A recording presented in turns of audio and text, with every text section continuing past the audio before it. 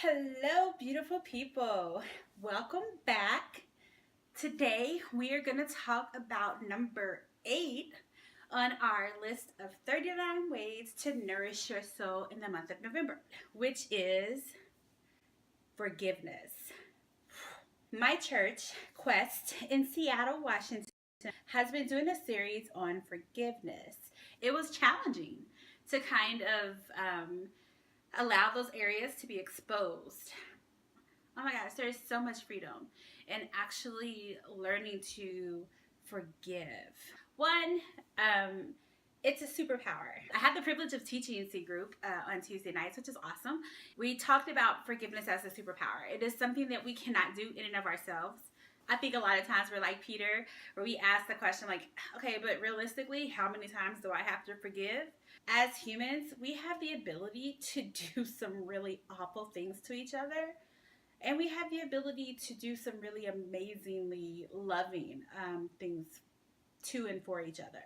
Walking through what forgiveness means and what it looks like and how it's such an amazing gift to us. And it's a gift because of what it actually allows us to experience in our lives. Because in forgiving someone else, you are freeing yourself from carrying the weight of that unforgiveness. So on Sunday, our pastor, Pastor Eugene Cho, gave this visual representation of what it looks like when we are carrying unforgiveness. And he said our souls were not designed to carry unforgiveness. And how true is that? When you think about the relationships in your life where you are harboring unforgiveness, where you are harboring anger and resentment and bitterness, be honest, it ain't pretty. You don't feel good about it. It kind of eats you up. And if you're not careful, it's going to expand to other areas of your life. Yeah, we can live that way, but why would you want to?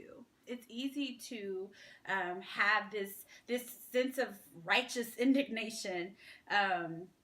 I don't have to forgive because I wasn't wrong. I think that is something that we live with, just the mentality all the time.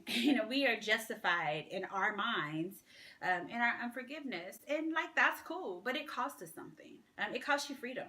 There are all kinds of things associated with unforgiveness. Bitterness, resentment, feelings of unworthiness, feelings of guilt and shame. I just don't want to live like that.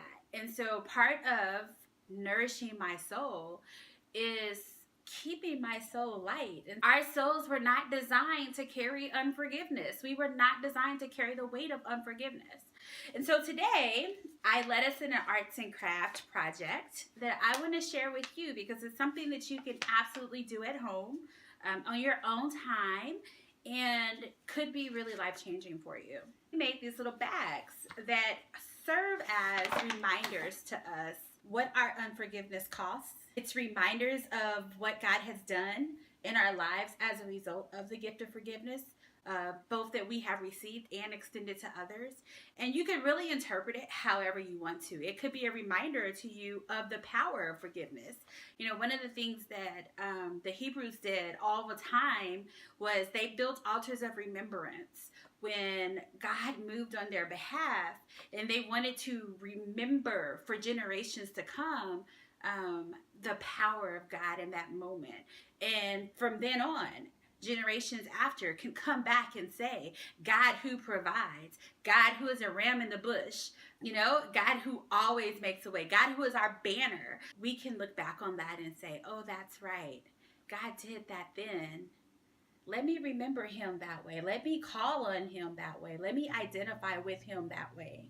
There was a statement that I wrote down during the course of the series. Holding on to unforgiveness, bitterness, anger, and resentment will result in your life being hell on earth. That's deep. And so for me, this is a reminder that that's the thing that kind of fuels my unforgiveness. I'm angry with you.